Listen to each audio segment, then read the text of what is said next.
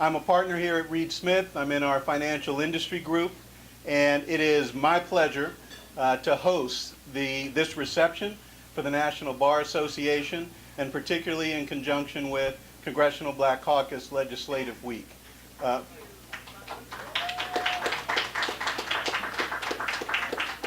I've been a member of the NBA for quite some time, and Reed Smith has been a partner with the NBA for quite some time as well. We hosted this reception last year. We hope to continue to host it as often as we have the opportunity, but to also bring other firms into the fold and other organizations into the fold, so we continue to expand the message of the NBA and its reach, whether it be here in Washington, D.C. Or elsewhere. So thank you for the opportunity. Pleasure to be here. I do want to thank a couple of people who really made this evening possible. Those are members of the Reed Smith team who have been manning the food and refreshment center over there to my left. The team includes Terry Stroman, John Jones, David Jones, Deborah Dunlop, Sylvia Hauser, who's done quite an effort in getting all of this prepared. We also are hosting the National Black Law Students Association tomorrow night. These same folks have been really instrumental in putting this all together. And of course, my assistant, Natalie Bridgewater, who's not only been an invaluable assistant to me, she's been invaluable on the food line over there and working with Sylvie to organize everything. So thanks to the Reed Smith team for all you've done to help us in getting this together. This is an important time, as everybody knows. You don't have to say it. We are, 50 some odd days out from the election. If there is any group that is vested in the outcome of this election, it's this group. And if there is any group that is as engaged in this election, it's this group. And if there's any individual who is as engaged in driving not only the NBA's message forward, but being engaged in driving our participation in this election, it's the person I want to next introduce to you. He is the 74th President of the National Bar Association, Mr. Kevin Judd.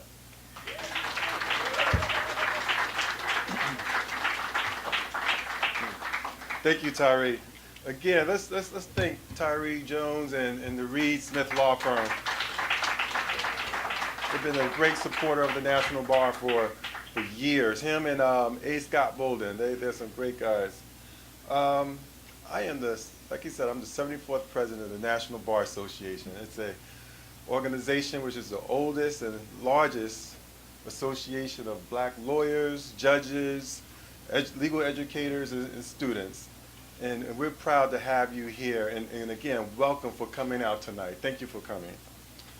Now, the organization, the NBA, has been around since 1925. We've been in the business of cultivating lawyers, helping to train lawyers, providing them with professional development opportunities, and just being out there in the community advocating for folks in our community's rights whose legal rights been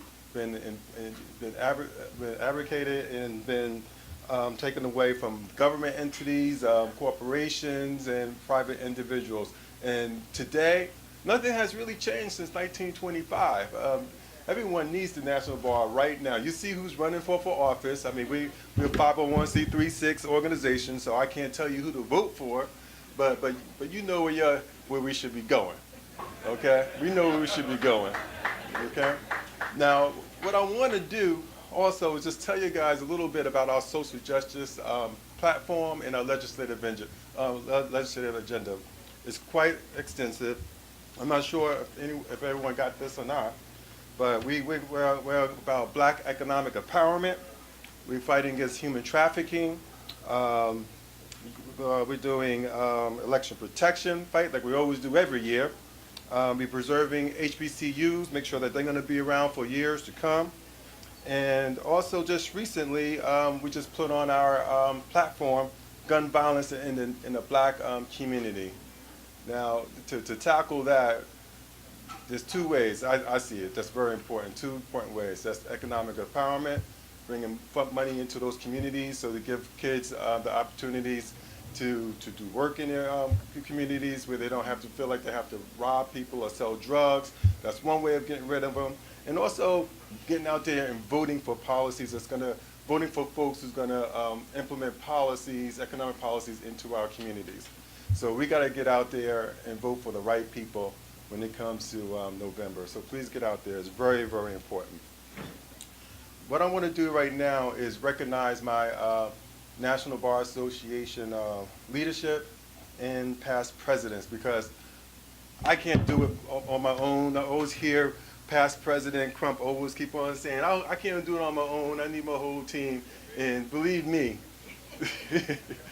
I need y'all guys. But before I introduce them, I want to introduce some of our past presidents. Unfortunately, I don't have a list up here, but I know we have past President Algina Joyner. Can you just raise your hand wherever you're at? There she is, right there. We have past President Pamela Means. I saw her in here. Of course, we got the legendary immediate past President Benjamin Crump. I think that's about it. We had Keith Waters in here, but he had to go. Now I'm going to introduce my my lead team. First person I'm going to introduce is my president-elect from Chicago, Juan Thomas. Come on up here.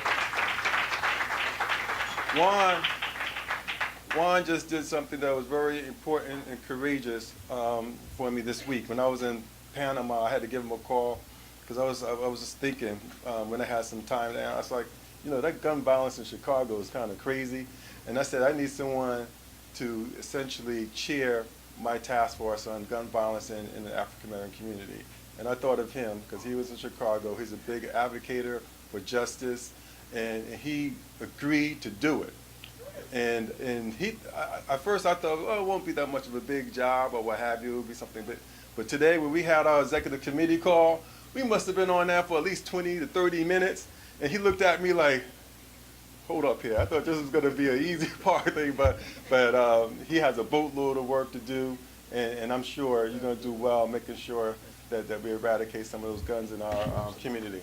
So when I say eradicate some of those guns in our community, look for the candidate who is not pro-gun, okay?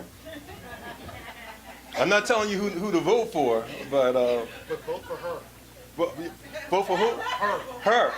Yes, I think she is the one who's not for the gun or NRA folks or whatever. You got to vote for her. Thank you for helping me out there. Then we got our vice presidents. We got Vice President Yuri Walker. We have where's the other vice presidents? Vice President Monica Dool from New York. And Yuri Walker, she's from Virginia, but really from St. Louis, but she's here in Virginia now. Our other VPs are not here. They had to go to other meetings. But we do have our board member at large is here. We have Iris McCullen Green. Can you come up, Iris? Come on up. Come on up, Iris. Okay. We got, let me go get back to my other offices. We got his Secretary Jonathan Richardson. Where is he? Jonathan from Tennessee. Jonathan, come on up here. And then we got my my Chief of Staff and Board Member at Large, Laney Shaw from Virginia. Any other board member at large? Oh, we have Lanita. Come on up here, Lanita. She's from Kentucky. We have board member Alfreda Robinson from Washington, D.C. Dean Robinson from GW University. And then I'm going to ask all the other board members to come on up here real quick. Jamie, come on up here, Jamie. Jamie Boston, Military Law Section. Who? Oh, and I want to introduce my main man, my general counsel. Where's LB? Lamont Bailey from New York. Lamont, come on up here.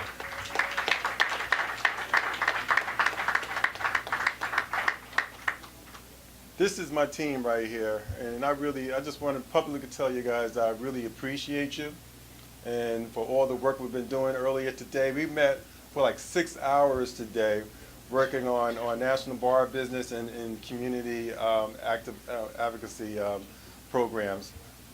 So I want to thank you again. Oh, the executive director. Where's Keith? Because Keith's been hiding. Where's Keith at? Keith Perry, where are you? See what I'm talking about? He's hiding. Okay. And one other thing I want you to do. There's plenty of lawyers in here who I was looking through the roll of the National Bar Association. I was looking at all 60,000 of them, and there's a few in here that I noticed is not on our rolls. You know, and what I need you guys to do is go to my VP of membership, Monica Dula. She has a table set up right out there. You need to get one of these cards here.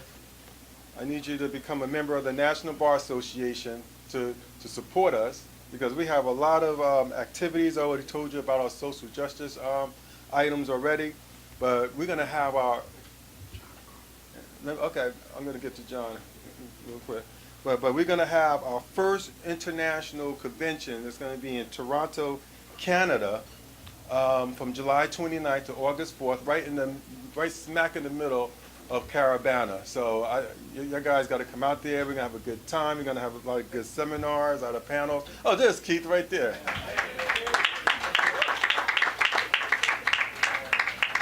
Thank you, Keith, for coming out. And since Keith is here, I want to introduce our Executive Director Emeritus,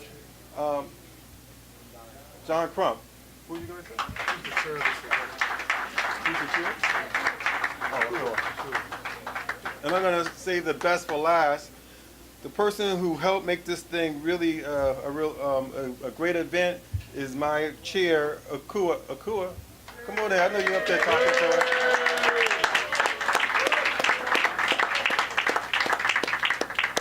I wasn't sure who I was going to make chair of this thing here, but she called me and said, well, who's running your legislative thing? And I was like, you know how to do it? She said, I worked a little bit last year. I was like, okay, you got it. You're the chair. And I think you did it by yourself. My goodness, thank you. Thank you. Now, it's my time to basically go ahead and introduce the folks who I really appreciate, who I'm giving awards to from the Congress. And that's going to be Karen, thank you. That's Karen, Congresswoman Karen Bass. And I'm going to have to bifurcate this award ceremony because Congressman Gregory Meeks, he had to leave, but he's coming back.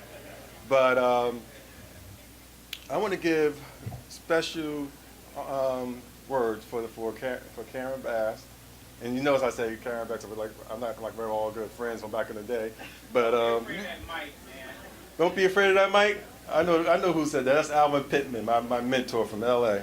But about 4 years ago, Congresswoman Karen Bass and Congressman Gregory Meeks, when I was the International Partnership Chair for the National Bar Association, I reached out to them and said, hey, I'd like to have an event, a panel seminar on strategies in Africa in regards to economic development and rule of law. Both of them said, hey, if that's what you want to do, we got you. We're going to host you up on the Hill. They came, they hosted us, and they came to the event and also served on the panel and gave some really good and inspiring words. And Karen Bass, Congresswoman Karen Bass, she is the driving force of AGOA, which is the African Growth and Opportunity Act. And boy, does she work really, really hard with that. I remember, oh no, it was like a year or 2 years. Every time I looked around, I was always getting an email from her talking about, come out to the breakfast, come out to breakfast. We're going to be talking about AGOA. But I don't want to talk much more about it because I want her to come up here, not only to receive the award, but also to tell everyone what she's doing in regards to her work in the international front. So, Karen, come on up here. And her award says, the National Bar Association honors Representative Karen Bass, U.S. House of Representatives, California 37th Congressional District for exemplary service and leadership in the community and beyond. Congressman Black Caucus Foundation Annual Legislative Conference. Kevin D. Judd, President, September 15, 2016. Thank you. Thank you. Thank you so much for the work that you do for our community on behalf of our folks, and especially in this day and time. Who would have thought that in 2016 we would be dealing with some of the issues we're dealing with? You know, the good news is in a week we're going to have an African American museum on the mall. 240 years later. Do you know that Congress approved that museum in 1930? 1930. 2016, that museum will open. So soon? We are 50 plus days away from, I know we say this every 4 years, the most important election of our lifetime, but does anybody dispute that this is the most important election of our lifetime? Because if it doesn't come out right, you know, we're not coming back from Toronto. We're going to stay there. And I'm not obligated under the 501c3 because I'm a member of Congress. I'm not a member of this organization. But we have somebody running for president who is a lunatic. And I will tell you that I just came back from 4 countries in Africa. I was in Liberia, Nigeria, Senegal, and Cape Verde. And I couldn't even get off the plane fast enough before I had to immediately tell people, don't worry, it's not going to happen. We're not going to elect him. We're really going to be okay. We haven't lost our minds here. And you know, when I realized, and I realized this a year ago when I was in West Africa, at that time, a year ago, we were all laughing about Trump. We're not laughing anymore. We were laughing then. And what I realized when several leaders pulled me aside was that we are literally scaring the world. They're not looking at us, well, they are looking at us thinking we're a little crazy, but they're more than anything afraid at what is happening. And so when I travel the world with Congress, I go sometime with my Republican colleagues, and they want to go over to these countries and lecture these countries about voting and about how they need to have proper elections and all of that. I don't let them get away with it, though, because the hypocrisy of sitting on the other side of the world telling somebody that they should have proper elections when they are doing everything they can to suppress us, to suppress our right to vote. And how dare you go overseas and tell some people that they need to hold proper elections when we could hold proper elections here. But that's why it's so important the work you guys do in defense of our right to vote. So I just want to thank you for that. And I know that you're going to be out there at the polling places and ready to file those lawsuits if you see the things happening that we can completely anticipate happening. You know, Kevin had asked me to talk for a minute about the work on Africa. And you know, one of the reasons that I wanted to be in Congress was really to work on transforming U.S. relations with the continent of Africa. My joke is that in the United States, a lot of people think Africa is a country the size of Texas, not a continent with 54 countries in which you can take the continental United States and place it on the continent of Africa 3 times, 1 billion people. And so to transform the U.S. relationship with Africa, what I mean by that is for our government and our folks, not just black folks, I'm talking about Americans, to look at the continent of Africa not as a charity case, not what you see on late night TV with the little starving kids and the flies, but as 7 of the 10 most fastest growing economies on the planet are on the continent of Africa. A lot of people complain about China's involvement with Africa. Well, if we don't like China to be involved, then we have to be involved. And I hope that that's something that all of you consider here, because the business opportunities on the continent are tremendous. And that's why China is there, and India is there, and Brazil, and everybody else. But we're still running around thinking about Africa in the same way we think about inner cities in the United States. Not as a place of charity or a place that has insurmountable problems, but as a land of opportunity. And so I appreciate everybody for giving me this award today. I would like to extend an invitation to you tomorrow. We're doing the Africa Brain Trust. We're going to have the president of Mozambique. He will be speaking at 9 o'clock. We're going to have 3 panels. The first one focuses on doing business on the continent. The second one focuses on building out the continent's infrastructure. And the third panel is about security and democracy. So when you think of Nigeria, everybody thinks about Boko Haram. Instead of thinking about Boko Haram, understand that Nigeria is the continent's largest economy and the most populous country. And so I hope to see some of you there, and more important than that, I hope to, as time goes on, to continue to work with you, whether we're talking about working on international relations or whether we're talking about critical domestic issues. In addition to thinking about voting rights, we have to really transform our criminal justice system. Mass incarceration is one of the worst things that has happened to our people, to African Americans, over the last 3 decades, and we need to change that. Thank you so much for the honor. Thank you for inviting me here. Thank you. Now, our other awardee, Congressman Gregory Meeks, he just walked in. Hey, Greg, you're next. Gregory Meeks, he's a remarkable gentleman from New York, where I'm originally from too as well. But he's from Queens, I'm from Brooklyn.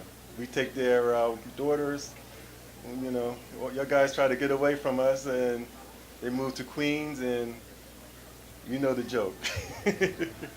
But anyway, Congressman Meeks, he's been pretty big in the international scene as well. He's been doing a lot of work in the Caribbean and in South America. And he was one of those folks who mentored me and talked to me about, oh, that's okay, and talked to me about doing some work down there. In fact, he's a person who promotes, he's a big promoter in promoting economy, economic empowerment, and national security on the Hill.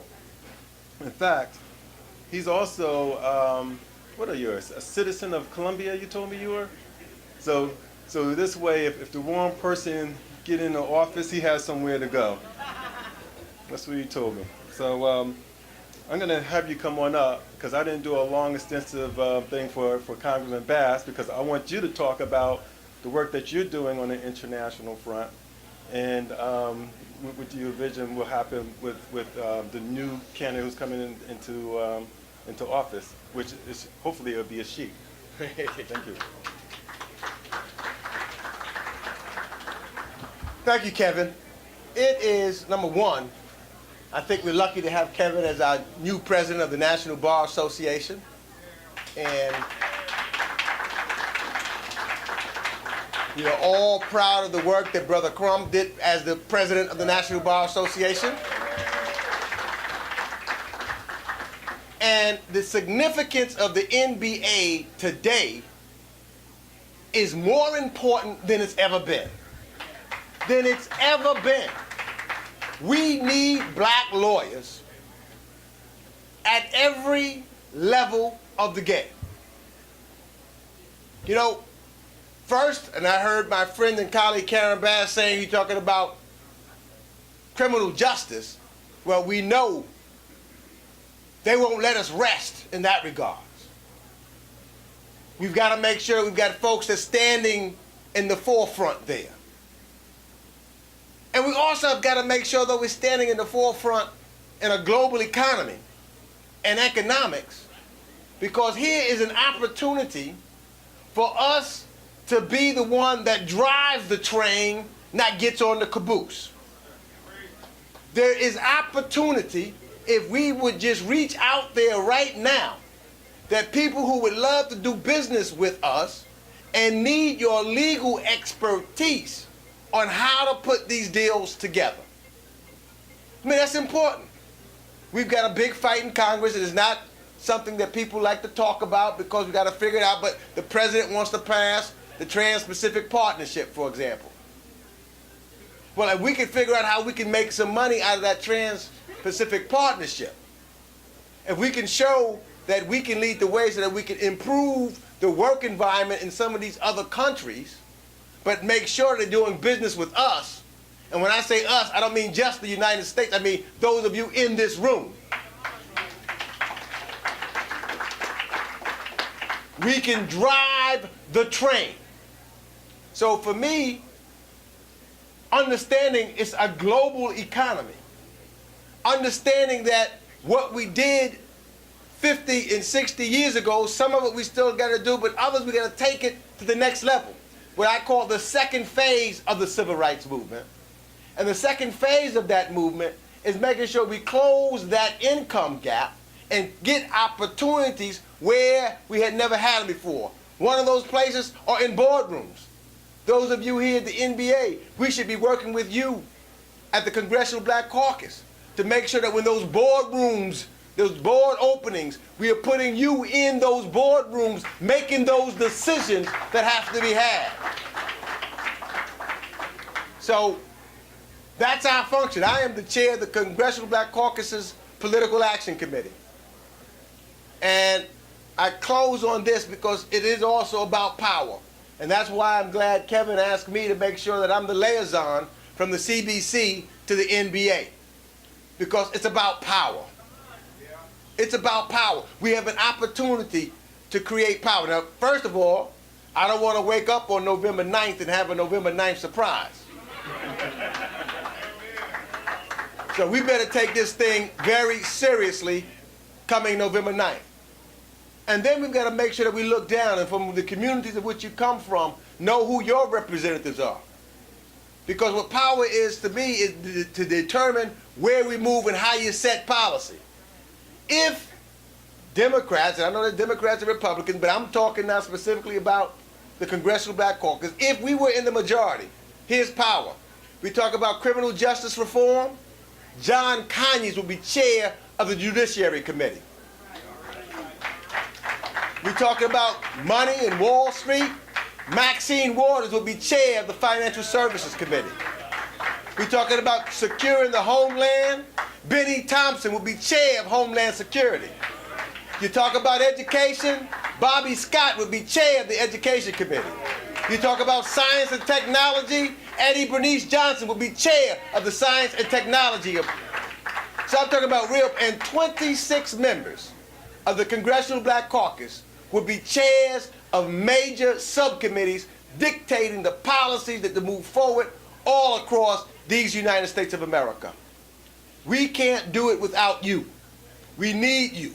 We need your expertise. We need your advice. We need you to testify at hearings. When we chairs, we will be calling you to testify and utilizing your expertise as you see it on the ground, because as chairs of these committees, you determine who the witnesses are before you. So I am delighted to be here with you in this day and age, because it is our responsibility to make sure, like it was, it was much worse for my parents. So it's our responsibility to make sure that tomorrow is better for our children than today and yesterday is and was for us. Thank you, and may God bless each and every one of you.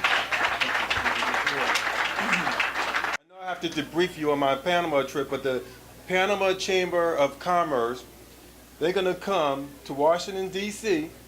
on March 31st to join the National Bar Association Day on the Hill Lobby Day, because they want to talk to you and some other Congress how they could come into this country and be able to help out us, our black communities in doing business and helping black lawyers. And that's because of you. You told me how to do it, and we did it. We met with the Chamber of Commerce. We met with the Panama Bar Association, which is the American Bar Association equivalent. And we also talked to the U.S. Embassy, and they're all very excited about coming to the U.S. when we have our mid-year meeting. Thank you. And I'm going to give you an award. It says the National Bar Association honors Representative Gregory W. Meeks, U.S. House of Representative, New York, 5th Congressional District, for exemplary service and leadership in the community and beyond. Congressional Black Caucus Foundation Annual Legislative Conference. Kevin D. Judd, President, September 15, 2016. Thank you. Good. Our host say some final words before we let everyone go. Tyree? Kevin, thank you, Congressman, for your remarks. This brings the program to a close. Again, I want to thank everyone for coming out. I want to thank the congressmen who were honored this evening for the work they do, for the work they will continue to do.